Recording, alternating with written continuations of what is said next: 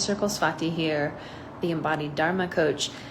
I want to give you another layer of your ancestral contract and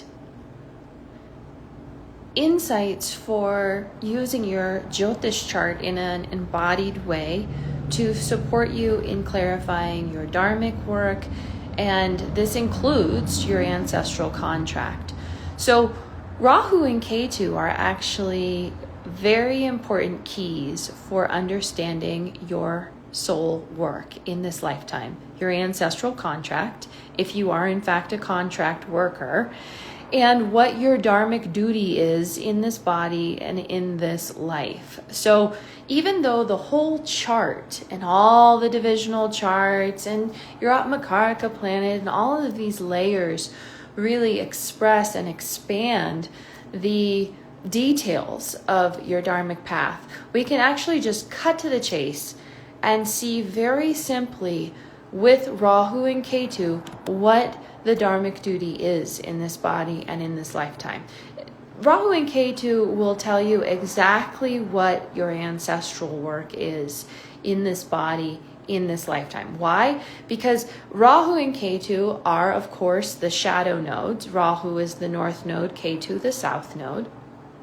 Head of the serpent, tail of the serpent.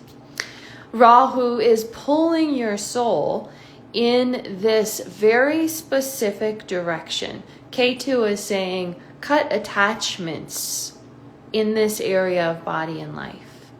And this attraction-repulsion dynamic, I want it, but I'm terrified of it at the same time, is actually work that your ancestors and your lineage did not complete. You didn't complete it in a previous incarnation, and at the same time, your lineage has not completed this work either, and there's healing to be done. Whatever healing you need to do for yourself and your soul, you must understand this is about lineage healing as well. It's about ancestral healing. It's about healing the ancestral body. So it's not just about you. And this is the thing that Jyotishis are missing, healers are missing, body workers are missing, therapists are missing, and it drives me absolutely crazy. And especially in the Jyotish world, because people are using this tool in a very simplistic way, in a very, this is about you, and this is about your soul work. And, you know, it's not that it's not about you, it's just that it's also, and I would argue mostly, about the ancestors, the ancestral body, and the ancestral work that you're here to accomplish and complete, because the lineage has not completed this. Now, if you follow my work and you've listened to any of my recent posts about contract workers, then remember, a contract worker has a very specific dharmic duty that is about the ancestors, only about the ancestors, and it's for ancestral work specifically. Everyone has a dharma. Everyone has a soul purpose. Will everyone in this body and in this life discover or commit to their soul purpose? No. We live in Kali Yuga. So it's very hard. It's impossible in most circumstances to even accomplish Dharma, and most people don't even know what Dharma means. This is not even a concept that most people consider. And so the fact that you would even know what Dharma is very special, very unique, very important. And if you know what this word means, if you have this desire to fulfill your Dharma in this body, in this lifetime, then you are exceptional. And it likely means you are a contract worker. Contract workers have been hired by their ancestors to restore Dharma to the lineage, because there's been generation after generation of adharma, that which goes against the Dharma, due to colonization, religious dogma, religious trauma, survival, things like immigration, famine, you name it, right? Our ancestors have not been able to fulfill Dharma. They have had to do whatever it takes just to survive. So I consider the timing really special, powerful, and important for contract workers who are alive at this moment in time, at this time in the existence of the planet. The history of this moment is truly unique and remarkable. And for contract workers, this is our time. This is the time for us where we can actually do the work and do the healing required to restore Dharma to our lineages and for the world. This is a very significant time. And so we don't want to waste time. We don't want to stay confused or disconnected. We really need the clarity, the focus, the trust in our body wisdom, in our gifts and our wisdom, and the ancestral gifts and wisdom, and we need to restore Dharma to the lineage so that we can move forward and complete the contract. I don't even want to consider what happens when we don't complete the contract, but it means coming back and having to do this all over again. I don't know about you, I'm not coming back and I don't want to do this again. So I am very invested in completing my contract with my ancestors and making sure that the mission has been completed, the contract is complete, and the work has been done. And I work with contract workers who want the same. Rahu and Ketu in your Jyotish chart are very helpful, very clear, and also confusing resources for helping you identify what is my contract with my ancestors. Remember, this is the soul work that has not been done. This is the shadow work, the trauma work that has not been done in the lineage. It has not been completed. And you as the contract worker are here to complete this contract, this duty, this mission. Rahu is telling you what your soul is moving towards in this body and in this life. No, you don't have an option. You do not have a choice. You cannot stop the train. This karma is driving you. North Shadow Node, Rahu says, I want this. And he has cravings and desires.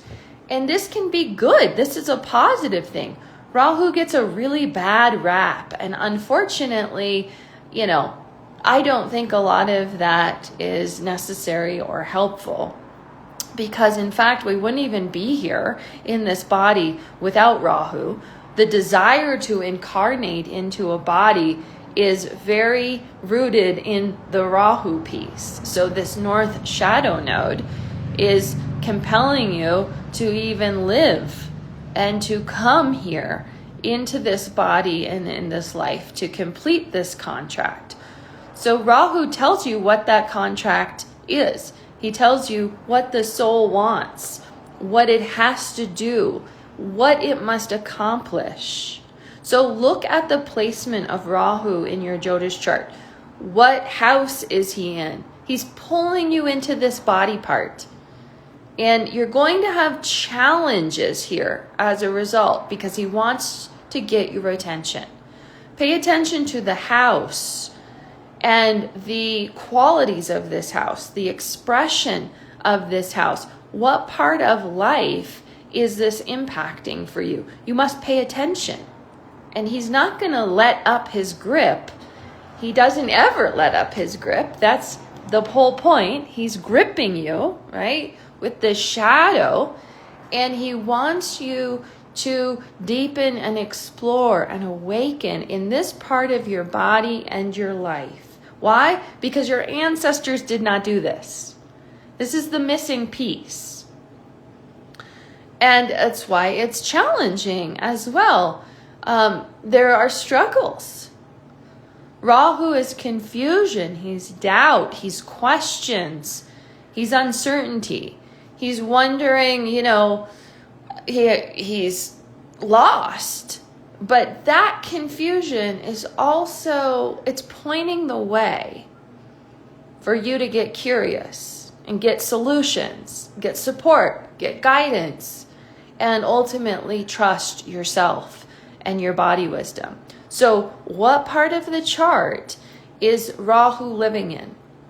Also notice the sign that he's in, because this sign is very important for understanding the other qualities and the layers of what he's asking for, what he needs. And of course, we also want to understand the nakshatra that Rahu is in as well, because that's going to give a fine-tuning feeling level and gifts. Nakshatras show us the gifts. Nakshatras show us the embodied intelligence that we carry. So Rahu's going to give you answers about your dharmic duty, your dharmic path, but most importantly, your ancestral contract. What is he pulling you towards in this body and in this life? And this, remember, is a result of your ancestors having not completed this work, maybe never even touching this work. Maybe they haven't even opened the door on this work. And so you, as the contract worker, are of course here to fling the door wide open and to move in this direction like your life depends on it, because guess what? It does. And this is what is necessary for you to complete the contract you have with your ancestors to restore Dharma to the lineage. Rahu is so important for understanding your path and your purpose. Now Ketu, 7 houses away, and Rahu and Ketu are always 7 houses away. They're always moving in reverse. Remember, they do things differently, right? So if everyone's going left, they're going right. So they do things differently. They intensify everything and they cause sudden change. This is their role. Ketu is the tail of the serpent. He was severed from Rahu. Rahu is the head. Vishnu cut Rahu, the demon, in half. And Rahu is the head. Ketu is the tail, or the severed half of the demon. And he's disembodied. Ketu shows us exactly where our trauma, our disembodiment, lives, both in body and life. Again, this is an ancestral trauma.